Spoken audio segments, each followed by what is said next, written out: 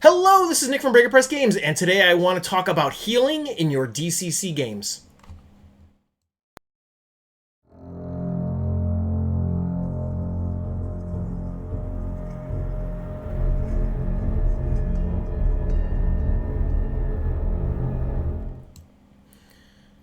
Alright, so this is a topic that has come up a few times lately on both DCC Rocks and on the DCC Reddit, so I figured that it was a good topic for me to cover for the DCC Basics series. Before we get into how healing works in DCC, if you want to support these videos, please like and subscribe, and watch the video all the way to the end, because then that moves things up in the recommendations. You know how that stuff works. People talk about it all the time. If you want to support Breaker Press Games further, you can pick up a t-shirt on the Breaker Press web store. You can become a member of the Breaker Press Patreon. This month's reward was Hillwood Camp Character Creation Guide, which goes through step-by-step over the course of 12 pages, creating a character specifically from Hillwood Camp. And so all of the occupation, additional items, all of those things are all tailored to being woods folk from this anarcho commune known as Hillwood Camp. So they definitely have their own flair. So yeah, this was this month's item. Normally it would be $5. You can pick it up, pay what you want on Drive-Thru RPG, or buy it for full price from the Breaker Press web store. But you also can just become a Patreon member. And if you become a Patreon member this month, you also will get a copy of Halo of Flies, which was the June Patreon reward. Anytime I have bonus stuff laying around, if somebody's brand new, I will ship both.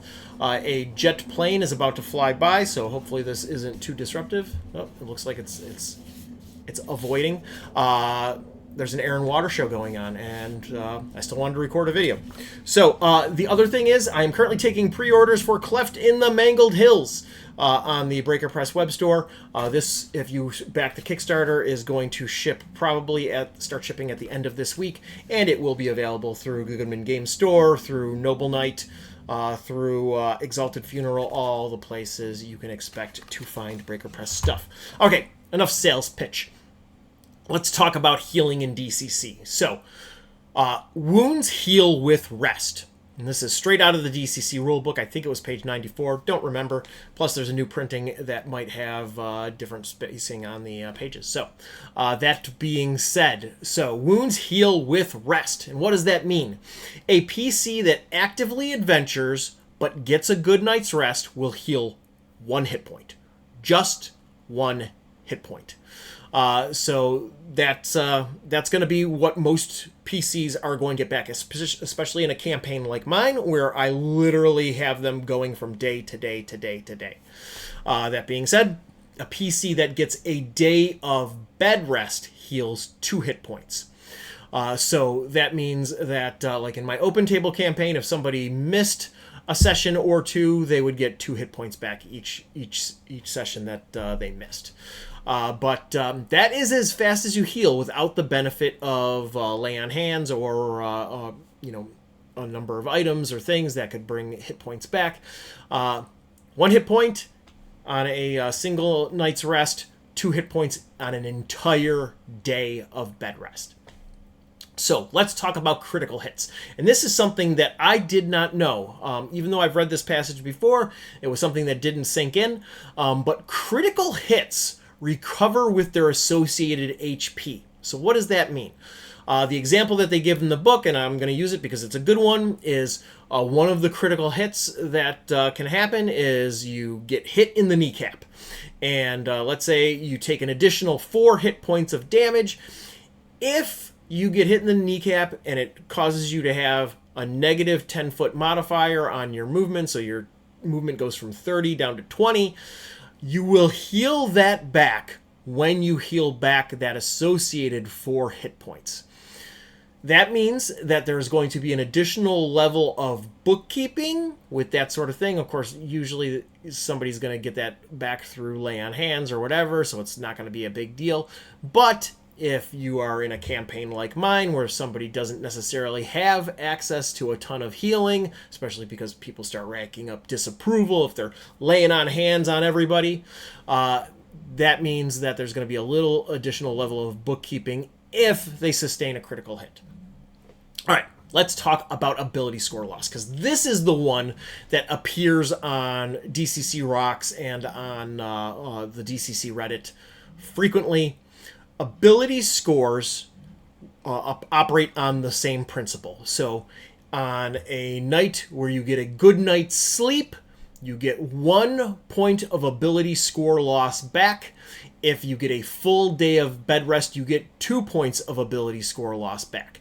Now, the DCC rulebook does not specify that it is broken down based upon each of the individual ability scores, but that is how I would play it at my table. You don't get a point of strength back and a point of stamina back. No, you get 1 point of whatever ability score you choose back, or if you're getting 2 back for a full day of bed rest, I would let them, divide it how they want, but they're only getting 2 points of ability score loss back.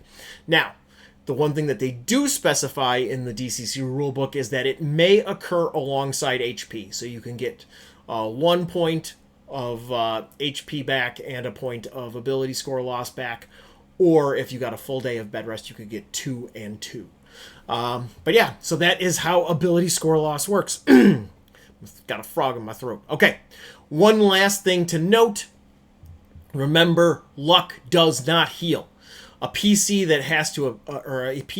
has to appeal to the gods in order to get that luck back. So other than if you've got a halfling or in my stuff a canine or a thief, you do not get luck back just automatically. You have to do it through acting upon your alignment, and that is described in this video right here on regaining luck. So go watch that next.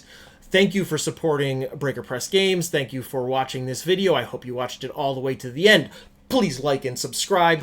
And thank you for supporting indie games and indie game designers. We will talk to you all soon. Take care.